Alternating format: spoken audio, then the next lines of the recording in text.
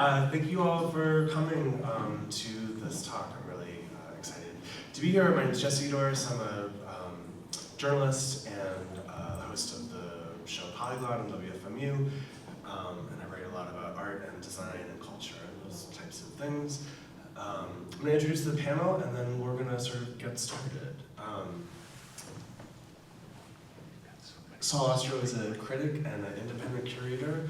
He was formerly a partner in art legacy planning and is presently serving as consultant to the Bobby Anspach Studios Foundation. And Rachel Weisman is a cultural organizer motivated by platforming artists and communities traditionally excluded from the art market. She's currently the director of Fountain House Gallery, an exhibition space and gallery representing contemporary artists living with mental illness. And I wanted to just sort of have a discussion about both of their organizations and their practices and pivot into sort of some larger conversations about the categories of artists and mental health and mental illness and the way all of those intersect with our identities as viewers of the art and participants in the art markets and receptors of the work that the artists they work with are doing. So, to begin with, Saul, why don't we start with you and tell me a little bit about Bobby and the foundation, how you became involved with it. Well, I was involved with helping establish the estate. Bobby died just short of his 35th birthday about 2 years ago. And the question was, does this all go in the dumpster or is it worth preserving? And I took one look and said, this is worth preserving. The family was very supportive and wanted to preserve Bobby's vision, his legacy, which was very much the idea that he could heal the world one person at a time. And by this, how would you sort of give an initial description of the kind of work he made to people who haven't seen it? Bobby made immersive light sound machines that he sought to have replicate the experience of deep meditation. Because what had happened was in his own recovery, he had come to meditation and realized that there was this experience that he wanted to share with other people, but this being America, rather than spending 3 months meditating to get to that, he thought he could do it in about 3.5 minutes. And that expediency was like through art making, through the art making process. Literally, his work was about reproducing that moment. And we'll see on the screens, or on this screen, sort of rotating slideshow of some of Bobby's work, and then also some of the Fountain House Gallery artists, and also some information about why we're here, in case we forget. Rachel, why don't you tell me a little bit about Fountain House, and then we can start. Sure. So I work as the director of the gallery, so Fountain House Gallery. Our parent organization is Fountain House, which is a mental health nonprofit that works with individuals who are living with serious mental illness, and our goal is to help end social and economic isolation for those individuals through a series of kind of community-based recovery. It's non-coercive, it's all voluntary. People show up to the organization, which is called a clubhouse, and work together, work alongside of each other, and we kind of are hoping to anchor them around people, around place, around purpose, in order to help them along wherever they are, sort of in their stage of recovery. And the gallery is just an incredible addition to that ecosystem, and we work with quite a large percentage of people who are receiving services at Fountain House who also are artists and have a lot of really incredible pieces and visions to kind of share with the world. We have an exhibition space, we have a studio space that provides residencies and materials for our artists as well. And how does the practice of art making within the sort of structure of the Fountain House operate? Because it seems like this is not an art therapy situation. Right, yeah, that's an incredible distinction. So yeah, we are not an art therapy program. There's no sort of mandate that people are coming into the space and, we roll in an art cart and they, are processing a specific theme or, instance in their life. It really is, they have autonomy. Every person can choose to work on their work if they want. They can choose to go to the studio if they want. And each of them really are really empowered to work on their own practice as artists, right? Many of them have been artists their whole life, right? Capital A artists, this is something that they do. This is something that's sort of so deeply enmeshed in their personhood and their identity, and we're just providing a platform for them to kind of easily have access to that space. And I think with Fountain House as well, so much of the main organization, right, is this idea of kind of building purpose through shared work, right? So whether it's making meals together, whether it's working on a newspaper together, anything like that, that brings a level of community that's really essential to, to your existence, right? To finding your personhood. And while art making generally is sort of an independent activity, I think at the studio particularly, each person is working at their individual tables or things like that, but there still is a really strong anchor, a really strong emphasis on the fact that we are this shared community. We have meetings once a week where we talk about, what's coming up, what outside grant opportunities are there. It's kind of modeled in the same way as like a residency program, right? We're creating a cohort of people who have a shared responsibility to kind of the success of this space and the success of each other's individual pursuits. The idea of that as a residency is super interesting. How do their identities as people with mental illness manifest in the kind of communities that they build, if that makes sense? Like, is that a category that they all sort of feel a part of and that is a connection between them? Or is it part of a larger, like, recovery? Sure. So, I think useful, the talk is around mental health, right? Every person lives on a spectrum of mental health, right? We all have it. And I think as an organization, we work with people who, have a certain type, right? They're living with serious mental illness, so schizophrenia, bipolar, things like that. And I think that again, is not a monolithic experience. And I think even, within our art program as well, we have some people who have MFAs and BFAs, and we have other people who are completely self-taught. We have some people who are kind of a mix in between that. So I think, how their diagnoses show up in the space can be different, but I do think that and we were kind of touching on this a little bit before in our conversation, that there is the one thing that is sort of shared is this intentionality, this intentional choice to be in the space, to be making art around each other, and to be in this specific community, right? That is anchored around, a certain set of agreements, right? That we are all here, that we're creating this community, that we, are respecting each other, that we, have this same lived experience, whether it's something more concrete, like having gone through the shelter system, or, dealing with the medical industrial complex, right? All these very real things, or whether it's something that's a little bit more like, we both, enjoy using oil pastels and we're gonna, bond over, this specific methodology. I think it really runs the gamut, and for each person can be different day over day, really.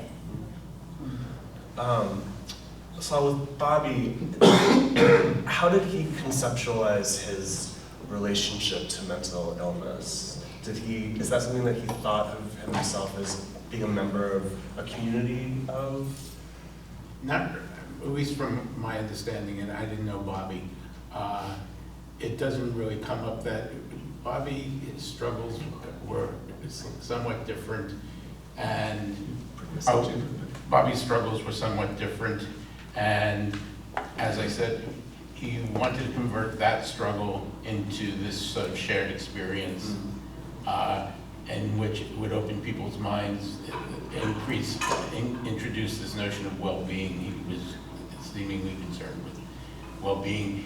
He was incredibly afraid of the apocalyptic climatic and and thought that what he was doing could bring people to reason. But it was all a very personal, one-person crusade. And he would do that by creating moments for people to have an experience within these installations. Well, it starts off obviously. He comes out of RISD. He's been trained as an artist. The first thing to think about is art fairs, museums, galleries, and so on and so forth. Later on, during COVID, he begins to realize that he can take his machines out to Walmart parking lot and recruit people to experience them there. Set it up in front of the Metropolitan rather than trying to get into the Metropolitan. Which I love so much, because one of these things that we shepherd artists into the category of outsider artists, and that presupposes that we're better off inside, and sometimes, right, you know, he did a pop-up in an abandoned bank in Newburgh, and invited people from the community to come in and experience his machines. So he was very concerned about his audience. But the contradictory thing, the question of alignment was he also wanted to be an artist and he also wanted to be famous. Sure. He was a modern. He lived in a modern world. Yeah. It's sort of difficult with Farmhouse has such a vast roster of artists, so I don't want to sort of paint them with a broad brush, so to speak. But I wonder, Rachel, if you could talk a little bit about how the artists there conceptualize their relationship to the art market. By which I mean, are they looking to get in? Are they looking to stay out? And how does their health and wellness sort of status intersect with that? Yeah, I think it is evolving, always, right? And I think it kind of depends on even who and where you're having the conversation.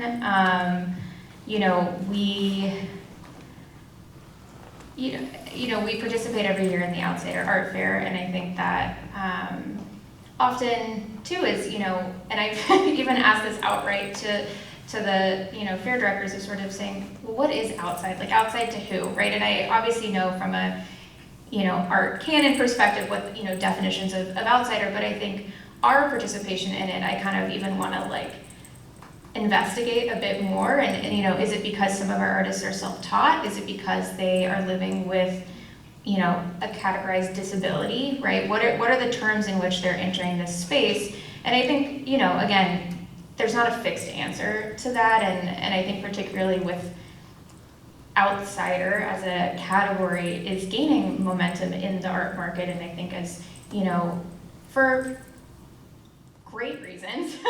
This is art that is just as valued, and so I think we benefit from kind of the greater accessibility or interest in outsider art, and it's tough. I mean, I think sometimes I don't want to say exploit, but it's useful, right, if someone's sort of fetishizing this experience of someone, right? It's useful if they're sort of, if that's what hooks them, if that's what gets them interested in our work. I think the biggest thing is, I'm working with contemporary artists, right? These are living artists who, I want to ensure have representation that feels like authentic to them, right? So as you said, it's hard to do kind of like broad strokes. We have some artists who absolutely want to eschew having any sort of relationship to their diagnosis or their mental illness. We have others who are very happy to be sort of in that fabric. And I think again, it really depends on context. I think it depends on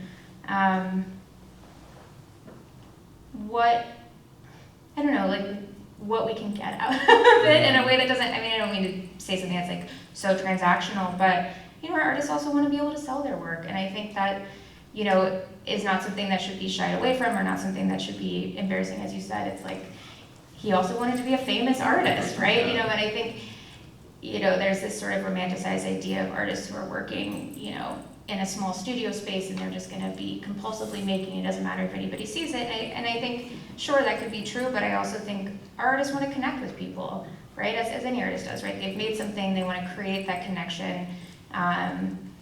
Purchasing work is a way that some people have made that connection, right? It's validating. Somebody says, oh, I like this enough, I want to live with it, or I want to share it with someone else, or something like that. So I think we kind of teeter the line, again, between, is it beneficial for us to be outside? Is it, and under what terms can we kind of have that conversation? I don't know, it's tough. Yeah, I think to unspool that a little bit, I mean, there's definitely this idea of an authenticity within the realm of the tortured artist or the visionary, and certainly as a journalist, I think that story can be easier to sell than an artist who has a day job and is integrated into their world in some ways. It's certainly a sexier kind of thing. How do you, I mean, obviously it seems like every artist should be free to seize on that and exploit it back however much they would want to and play the game or not. How does Fountain sort of facilitate that kind of engagement with the press, with the buyers, with art advisors, with all of these people coming in and I would imagine sort of gravitating towards trauma, gravitating towards extremity. Yeah, it's sort of an individualized approach, I think, sort of depending on the artist, but as a whole, as a space, it's irrefutable kind of what all these artists have in common, and maybe that's really the only thing, right, is that they're at Fountain House, and that they, maybe have this shared studio practice. I think I think often with anyone who's dealing with press or collectors or things like that, the narrative of a piece, the narrative of the artist is interesting, right? Often that's what gets people, interested in looking longer at the piece and whether, so I think that's something that we have to share and we have an obligation to share. I think within the gallery as a space, right, sort of the composite of our parts, we also try to really work towards advocacy, right? We are not just, an exhibition space, but, people will come in, maybe they'll have no idea what we do or the artists that we work with, and it is an important opportunity to sort of reduce stigma around what some of these conditions can look like, to, ensure that our artists are also, getting equal footing within the art space. I don't know, there's not really a fixed answer to it either, because I think, you can feel when something is edging towards the territory of, being disrespectful almost, right? We again are at Outsider, and the number of questions that I've, gotten to the tune of, well, what's wrong with them? What do they live with? What's this? And it's a real teaching moment, I think, to sort of, it's well, I mean, what's wrong with any of us, right? These are individuals who, we're working with, but I think every step is a step forward in sort of having these conversations. I think there's also a thing about artists where we feel, those of us who don't make art, feel well, why can't I be a painter? And it's because I'm not a crazy person. Do you know what I mean? That's sort of how they have access to this world that I can't figure out how to get into. And so there's a way of sort of exoticizing and but also romanticizing, which I guess are along the same lines. Bobby is such a prime candidate for this sort of charisma industry. Maybe how do you? Especially given that he was very charismatic. Especially given he was very charismatic, and one of the things about the machines is it was part of a performance. Bobby would actually meet or run the machine for each individual audience member and be there for when they exited the machine, asking them what their experience had been, and so on. Yeah, actually, before we go any further with that, for those of you who haven't been inside these machines, do you want to sort of talk a little bit about like the first time you went inside? I can do it too. You're the journalist. I mean, I found it, so there are different organizations of them. You can see some of them on the screen. Some of them you lie down, is that me? No. And look, you have this experience. Is that some of them are hospital beds, some of them are tents. You lay down or you sit down inside them, and there are these light shows and sound installations, some of which were made by Illuvium, who's a really interesting ambient composer. Mirrors will often come down very close to your eyes. Tell me if I'm getting any of this wrong. I'll take it. Or you'll go up to I'll take go up to over. You get positioned up in, yeah, right? because you are ascending. So what happens is you're asked to wear an eye patch over one eye. You're given a set of headphones. You're asked to lay down. Either the dome or the machine comes down over you, or you get elevated into it. And then all of a sudden you're hearing this ambient music, and light patterns are going on, and slowly you lose a sense of awareness, and you're in this 3.5 minute deep meditation experience. And the next thing you remember is somebody saying to you, "It's over." And then asking you how you feel, because the machines are available. People can make reservations. The studio's open on Saturdays and Sundays until July 4th. But basically, there's a guide for each machine. They're there to assist, they're there to comfort. People come out of the machines hysterical, others crying, others totally elated, and others incredibly stoned. I was definitely all of the above, but mostly deeply moved, deeply sort of shook. We've had people come out crying and so on. And though when I first was told about this, I was cynical and came out of the first machine and went, "This fucking works." Yeah. And what do you mean by works? Like, what did it do? It delivers a type of experience that it delivers the type of experience it promises. This opening up of the mind, this moment of self-awareness and insight. And the insights that you have in them is incredibly diverse. As I said, it's incredibly diverse. It has a lot to do with who you are. Yeah. I think as with meditation, as with certain psychedelic drug experiences, as with other kind of mind-altering things, it really what you bring in is what you take out also in lots of ways. And we should say that many of these machines are available to be experienced at the space in Gowanus right now. There are 4 at the Gowanus studio. The studio in Gowanus had been Bobby's studio until COVID. At time of COVID, he moved out of the city and moved up to Newburgh, shut this studio down. We just shut the Newburgh studio down. Everything's now in Gowanus, and there are 4 machines that are set up there for visits. And so the people who are at the foundation are available to you coming out of the machines to sort of talk about We've trained guides. The long and the short of this is Bobby at one point trained someone to be his sort of doppelganger, because when you're doing spring break, 8 hours a day, so on and so he needed somebody who could literally just slide into his place, pick up his personality, pick up his concerns, so on and so forth, and talk to people who, and the person he chose was a young actor and Carson's now in Chicago.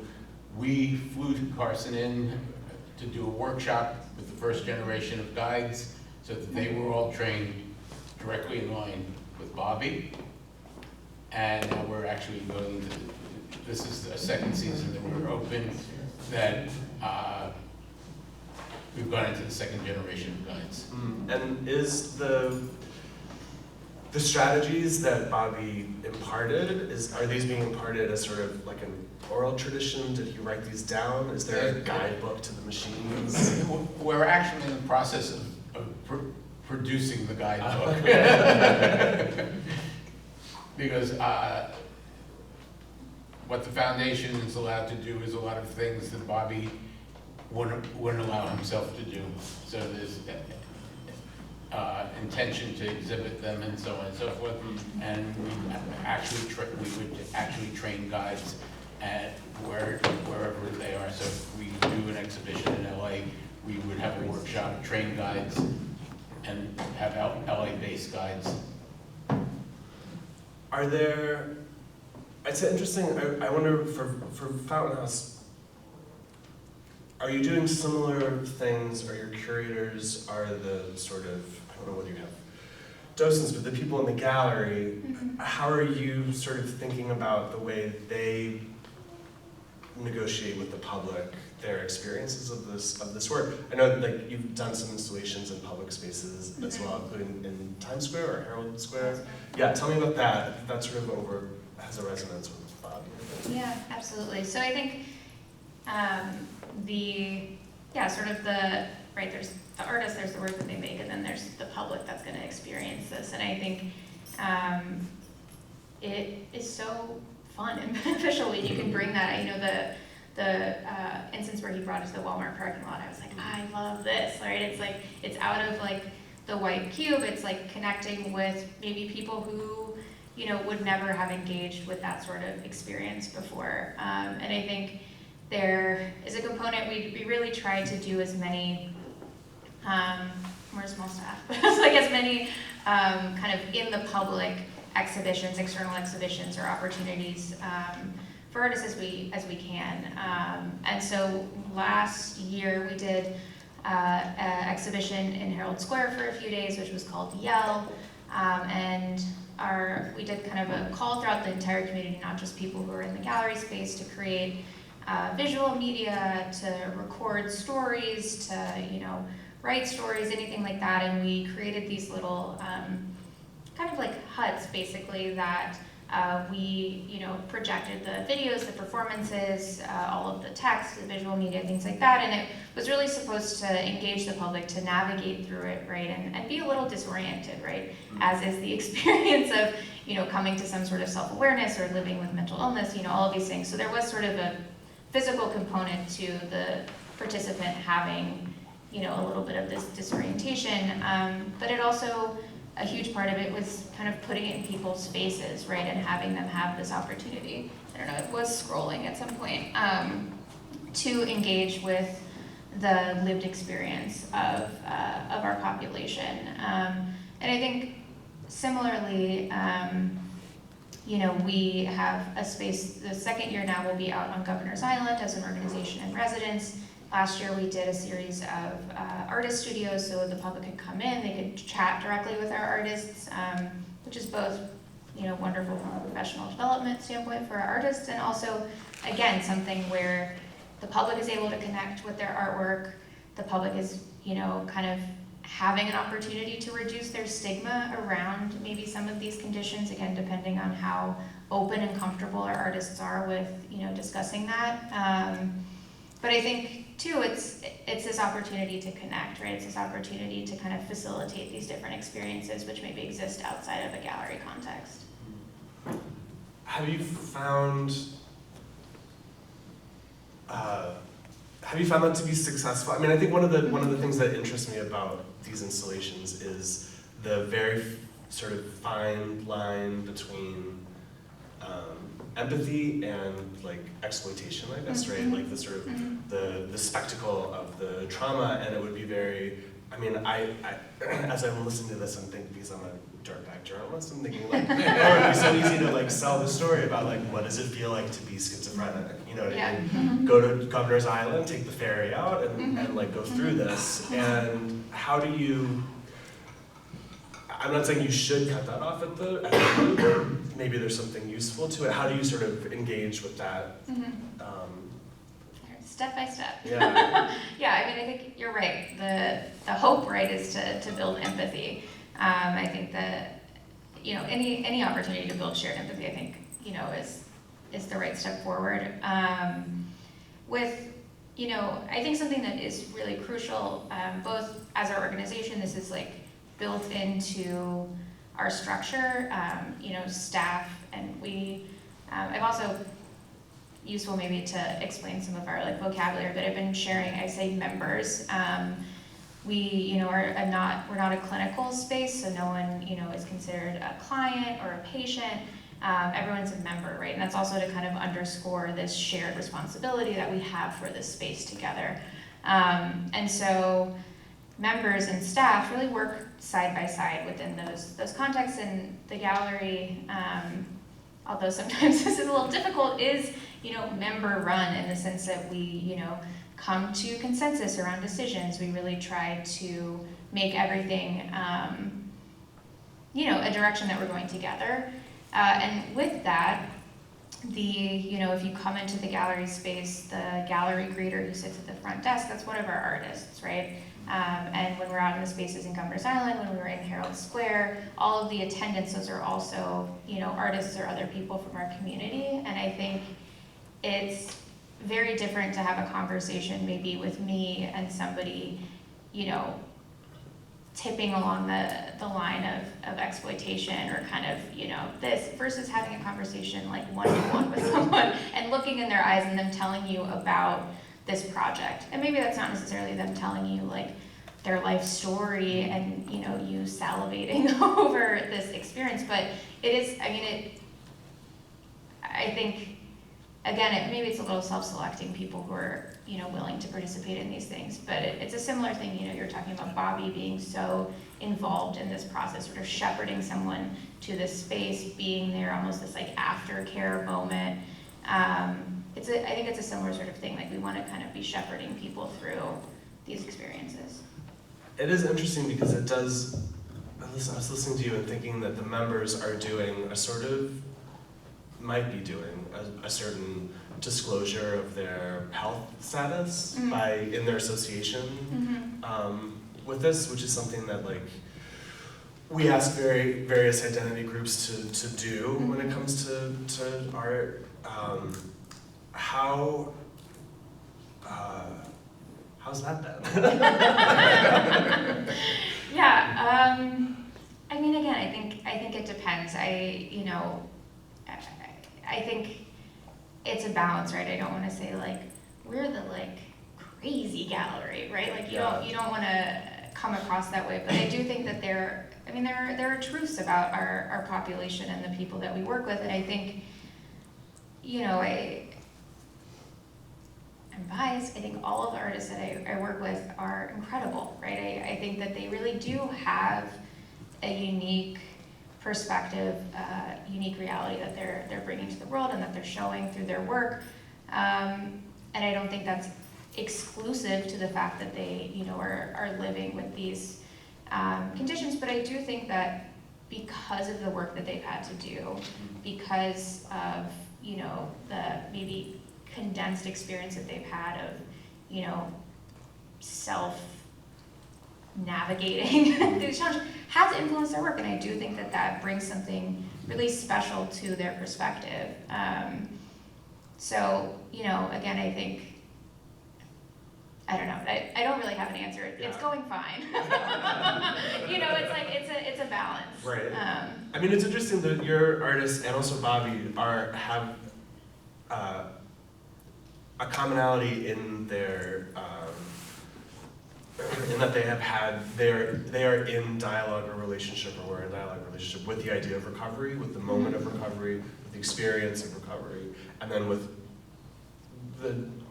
that moment becoming intertwined with their art making practice, right? Is that true, Bobby? I mean, was his like is the moment that you're trying to get to in the machine? Is this moment of enlightenment? Yeah. This moment of enlightenment, this moment of self-awareness in which somehow things are clear and there's a sense of wholeness. Because we all know that, the types of struggles are very fragmenting. They create a lot of stress, family problems, so on and so forth. And all of a sudden you have this moment in which it doesn't seem like it's all coming apart. Yeah, I think something that was very interesting to me about those machines is that there is that sort of ego death that happens in it that's recognizable from other kinds of experiences, but also within that there was this sort of, I experienced at least, this articulation of a faith in beauty and in joy, maybe even, that feels, the beauty is a complicated object in the art world. Basically what we talk about, which encompasses all of that, is the sense of well-being. That the machines were meant to give you a moment of well-being. And however you define well-being, is a transcendent moment of aesthetic experience, or is it literally being in touch with your deep emotions? And I think it's so successful in that, but I think there's an interesting question in our expectations of people who are identified or who we've decided have mental illness, for them to show us that like you can only sort of, that they have access, because everything's shattered, they have access to what it would look like to put the pieces back together. In this sense, the impetus, the thing that set Bobby on this course was that moment in terms of his own recovery. Yeah. In which he had that moment of clarity. He didn't know if he could hold on to it. It could slip through his fingers, but he could actually share it with somebody. Are there artists that you're working with who are refusing that, who are sort of saying, like, this is not my responsibility to heal you, like I can be, is that something that? Yeah, I think,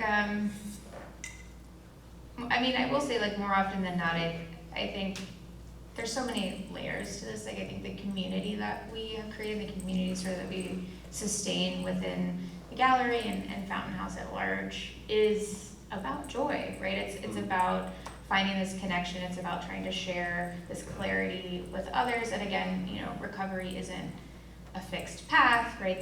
That's kind of an ambiguous term, but I think we do have artists that would rather not engage with any of this, and that's their right. I think that's fully their space to sort of say, I'm making work, and it's, I don't want to say anything about what I'm doing with it, or I don't want to say anything about where I've come from. But more often than not, I think I do think that there is sort of a shared responsibility to at least being authentic to themselves and to what their work is. And at that point, I think it's with the viewers, right, and what they're going to take from it. I want to make sure we take care of some business while we're up here. I'd love to know so the studios have reopened.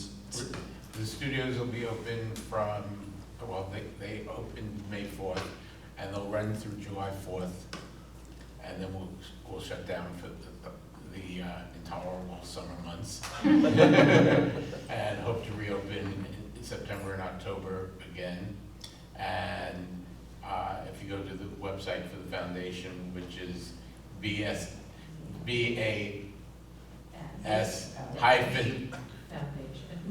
foundation.com, you can make an appointment on that website.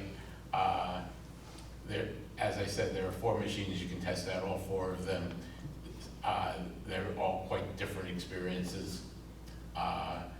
There are guides that walk you through it, and we also do some programming.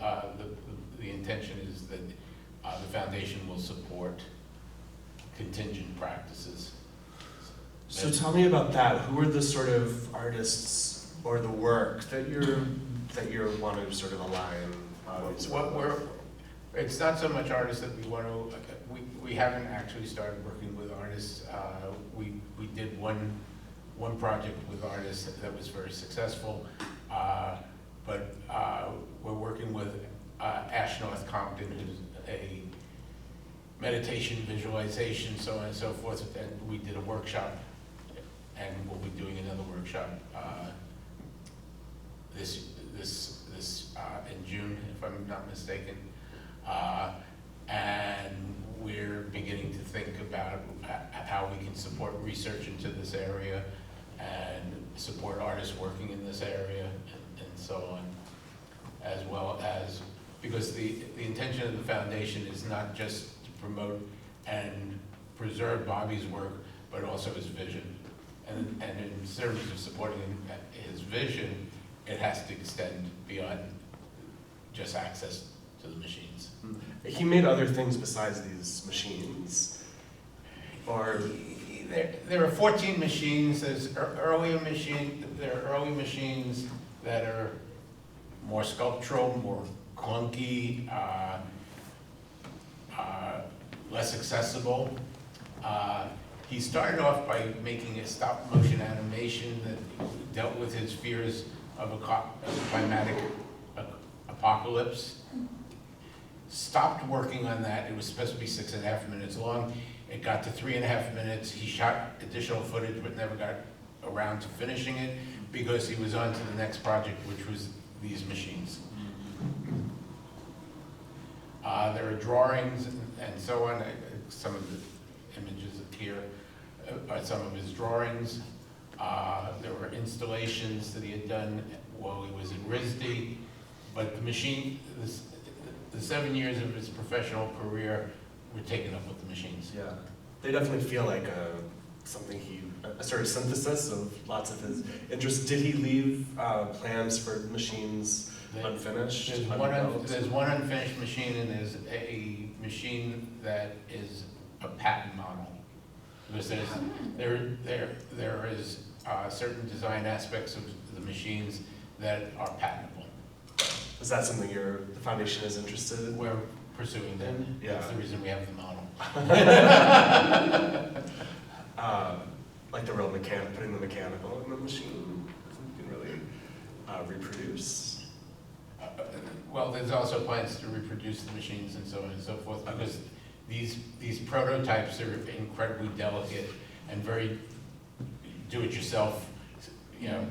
And if we were intending to exhibit them and so on, and make them accessible to other institutions and organizations and so on, they need to be a little bit more durable. Yeah, although it's an interesting question. They will look exactly the same, they'll just be wired slightly differently. I mean, they are very, you can sense that, the hand is like all over them. You can sort of... Millions of pom-poms. Yeah. How much of...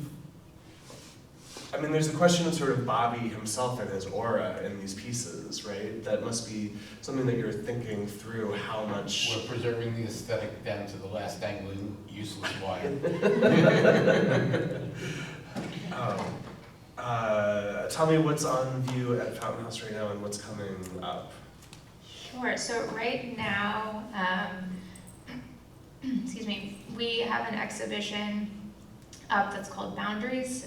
It was co-curated by one of our artists, one of our members, Nancy Caton and Tracy Ryans, and that is up through May 15th. We have a curator's talk this upcoming Tuesday, if anybody wants to tune in, from 6 to 7.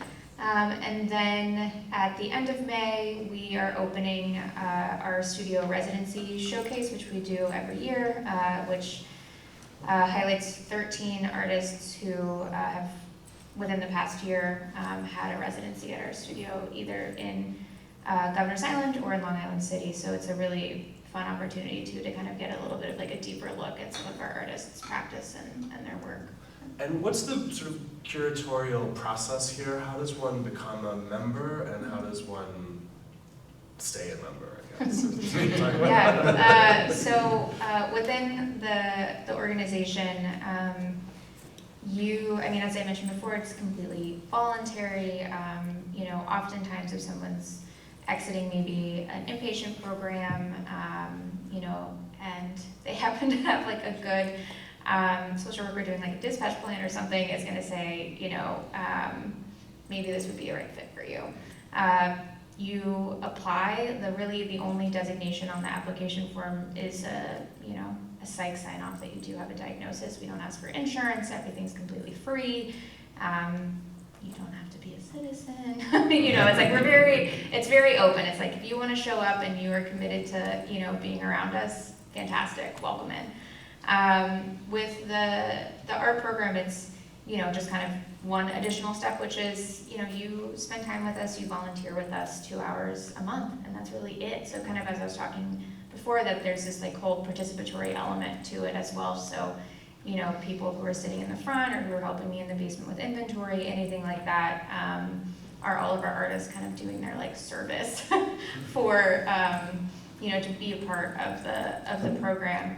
And so from a curatorial standpoint, which I think was also part of the question, we do 6 exhibitions a year, 5 of which are curated, and we often invite external curators in. We do like a call for proposals, and we really want to try to imbue this space with new perspectives, right? So our members can apply with proposals, which we get really fantastic proposals from that, and I think it's wonderful to pull from our own community because it's things that are relevant and that feel exciting, right? It's like you already have buy-in because people within the community have proposed this. And we also, have external independent curators from New York and abroad who will submit proposals and kind of help us curate and put together the shows throughout the year. Yeah. And in terms of sales of the work, is that something that you facilitate? Do the artists have an external representation? How does the sort of marketplace show up in this? Fantastic question. So for our artists, we work with them, we represent them, but we're by no way their sort of exclusive representation. My dream of dreams always is that they get poached by some other big gallery. So if you are in the audience and you want to know about our artists, let me know. A huge component of what we're doing is helping them kind of professionalize their practice in the same way that our residencies, we're helping them fine-tune their artist statements. We're making sure that we have high-res photos of all of their images. We have an artsy page so that their work can, somebody can shop 24 hours a day. And we help facilitate sales. 60% of the sale proceeds go to the artist, 40% rolls back into our program. And that, again, is another component with the work that we're doing. Is so many of our artists are maybe living on disability. There's a litany of reasons why they can't or don't want to have a full-time job, and being able to... I would imagine it might impact their disability eligibility. Yes, disability, that's a Successful. that is a whole other talk that I can go into around the limits of the services provided through disability. But we work very closely with them to ensure that the sales that they're making, that they're not jeopardizing any services that they need, but also able to kind of make income for themselves and make kind of discretionary money for themselves, which every person wants the autonomy to be able to spend money the way that they want to, or to earn money in that way. So yeah. an artist should get paid for their work if they Yes, want to be yes, yeah. created, Yes, regardless of absolutely, their- yes. regardless of their house status. Yeah, absolutely. I'm gonna leave some time open if anybody has any questions. You can have a think and then raise your hand while we're winding down. Does anybody have any questions right now? Okay, think on it. We were that clear. I highly recommend going and experiencing the machines. If you haven't, you'll have questions when you come out of them. Longer term plans for the foundation. What we're looking at or hoping to look at is moving accessibility in Gowanus is not quite what we would like it to be. Yeah, what kind of a space are you, I mean, is a white box the proper venue for these? What do you think? We need a flexible space. We need a space that allows for storage, a space that allows for a permanent exhibition of the machines, a space that would allow us to exhibit other artists, a space that would allow for gatherings like this. So say it out in the universe. You're this terrifying eye. We're the terrifying eye at all. The foundation is very young. It literally was launched last week. Congratulations, that's very exciting. I'll add to that. Yeah. I think, because I'm the lawyer who did it. I mean, eventually we're looking to be able to give out grants to artists who want to help produce art to help with mental health causes, to help with climate change and well-being, probably support organizations like yours, maybe eventually even get into schools. We're looking to patent the machines because we see such mental health benefits to them that, maybe getting them into mental health facilities as well, eventually. But as Saul said, this is really a very, very young foundation. It just launched last week. And so we've got a lot of growth to do. Well, we did our first strategic plan and it hasn't been accepted by the board yet. Sounds like you're right on schedule. Are there issues, I mean, and I don't know much about patent law, we really don't have to get in the weeds, but I was just sort of thinking about, like, if you're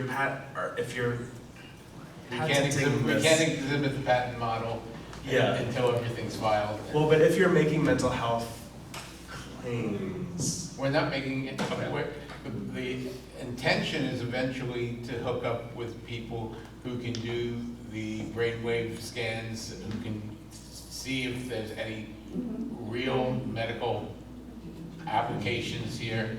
Right now, basically the patents are design patents so that somebody else can't go and create their own trippy machine. So scrap your plans. Yeah, right? Right, you heard it all. But we can license it to you. Okay, great. I'll get my pom-poms. We can sell you pom-poms. You can sell We've got lots of pom-poms. Do you? Did he leave? I mean, did he leave all of this excess? We gave material? away a truckload of pom-poms to art materials for the arts. Oh my yeah. gosh, I was like, when? Because there might be an art artist's work. We love material. Oh, It's like, what's the life cycle? We have an extensive inventory of new pom-poms because when we close down Newburgh, so we will let you. Are there? What did he make specifics about like the type? I mean, I'm thinking of like Felix Gonzalez Torres and stuff. Yeah. Who in some work specified the exact kind of candy or whatever it is. Did he say this is the pom-pom to use? Not so much the pom-pom, but obviously the machines, they have very specific patterns of pom-poms. The pom-poms are of different scale. They're small pom-poms, they're mental-sized pom-poms, big pom-poms, Yeah. and there really and is and they're not arbitrarily No, not at all. installed. So and there are samples, small samples, in which we have he tested out the patterns. thing, and so on. So that part of it is very specific. Some of the wiring's not so specific, but the pom-poms are. Priorities. And I guess sort of longer term plans for Fountain House. What's your sort of vision that you can put out? Yes, I will claim this vision. That's right. We are hoping within the next 5 years to expand our space. We have, as I mentioned, a studio in Long Island City. We just doubled the square footage there in January. But no space is enough. Like we're already shoulder to shoulder. It's just like gas filling a void every time you get a little bit bigger. And we've totally outgrown our gallery space. I mean, we're working with like over 60 artists, so it's for every show I'm having to make like some very tough decisions. So we would love a larger space. We have so many artists too who, aren't just doing visual art. They're, doing plays or performance, dance, things like that. So having access to performing art spaces as well, I think would be a really incredible kind of next step for us as like an art center, perhaps. But stay tuned. Well, great. I think that's. If there are any other questions, I think. I actually do have a question. First of all, this is amazing. Thank you all so much for doing this. I haven't had the chance to be in the machines yet, so I definitely have to make time to go do that because I'm an architect and I'm an artist, and I work actually with this intersection of space and well-being and the brain and the body and how do we exist and what does feeling have to do with that. So in all the different realms in which I work with them, because I think everything is a prescription and every environment you're in is one, and I'm also a meditator, so all of this work resonates so much. The question that I have is more or less about this formulation of the idea of it as a machine. Like, what led to this idea that this needed to be a machine?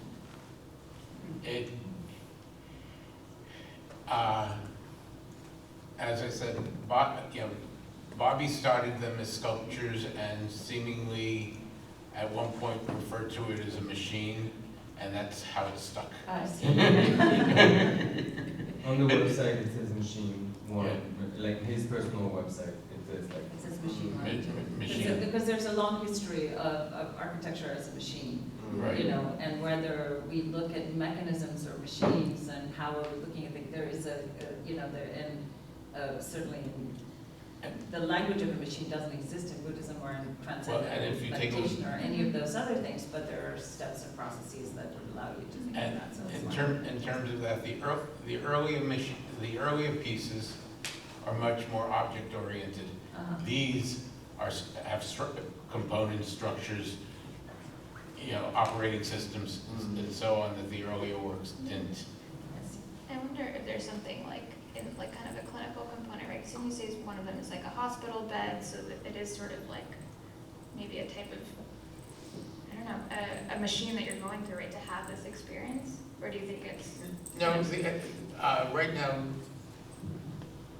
well, the tent is self-contained and that has armchairs in it. Two of the pieces have air mattresses, but that's because Bobby was looking into mobility. Mm-hmm.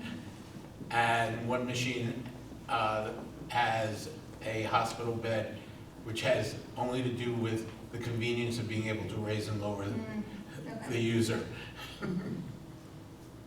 And we have photographs of that hospital bed being used in more than one machine. Machines that now have air mattresses used to have that hospital bed. Pragmatic. But yeah, it's interesting that it's that he didn't use it for the associated emotional heft of it being a hospital bed. It's the technology that would just make things happen. Exactly. Yeah, but it does seem like a really interesting sort of American it's take Mm-hmm. on it. Thank you. I can also tell you just from the experience of going into it, it is sort of intimidating, and there's something about it being, there's something of maybe the blandness of the machine one, machine two, that lends it this kind of authority that like, this isn't a funhouse, hall of mirrors, like psychedelic freak out thing. This is something that like works. Yes, you have a question? The one thing I wanted to add is there are actually 14 iterations of Bobby's machines, but each of them has the same name. place for continuous eye contact, 1 through 14. Right, because that continuous eye contact is a central part of That runs the, through all the machines. That runs Well, around that the actually machines. answers my question, because I was wondering about this idea of place. Yeah. Kind of environment, and so if Yeah. I was thinking about it as a place to be, or a place to go to, or a place to integrate, or a place to be from, or a place to be with, then the destination is a place. Thank you. Yeah. That's all. Except for the machine with the armchairs, which takes 2 people. yeah. Each one of those machines has a very small mirror that one eye is blindfolded, and the other eye you are directed to focus your attention into that mirror. It is strategically placed so that your eye is central into that small mirror. So that's, I think, part of the reason why it became a place for continuous eye contact. The 10th machine, you are told to focus on your partner in the machine. So it's a totally different experience. And it's kind of unsettling if you do it with somebody that you don't know. So, just as a warning. Or recommended. Or recommend, Yeah. recommend I this. think maybe one more quick question and then we'll wrap it up. Yeah, I have a question about like the work going forward in the patent on making this more work. Yeah. I guess you can transfer all these pom-poms, right, and like make sure that they're all the same, but like how do you transfer that spirit, especially without having Bobby there? So like making new work without the artist there, what is that? They look would, they're like not, to you? they're not new works, they're literally replicants of the existing work. They will, as I said, down to the last dangling wire that Bobby, or piece of masking tape that Bobby left stuck to something crumpled up. It will be reproduced with being 3D scanned, the schematic drawings being produced, all these things that will guarantee that the aesthetic is preserved and the experience is preserved. So with that patent model as well, that's something that's already been, that he did previously? The patent model was in the works at the time of his death. Okay. Though at that time, it wasn't a patent model, it was the next iteration.